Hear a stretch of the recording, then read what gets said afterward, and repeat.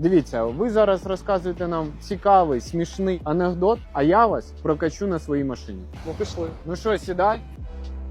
А ви задумувались про те, що будь-яка автівка може стати вашою на один день? Та ні, не задумався. Цим додатком це можливо. Подивись, скільки машин тут можна орендувати. І що для цього треба? Фактично нічого, просто реєструєшся та обираєш авто та дати для орендування. Чекаєш підтвердження від власника і вуаля, авто твоє на час орендування. Блін, круто. Треба буде друзям розповісти, вони якраз таким цікавляться. Ну все, ми майже доїхали. Розрахуйтесь анекдотом. Коротше, хвалиться друг другу, каже, прикинь, тачку купив, вообще наворочена, просто лялька.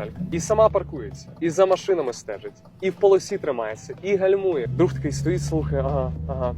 Так а ти її тоді нашу? Цей анекдот добре описує мою машину. Бачите, вона теж все сама вміє, особливо ламатись. Ну що, як опишеш цю поїздку одним словом? Вау, класно. А знаєте, що ще вау? Наша платформа Порто.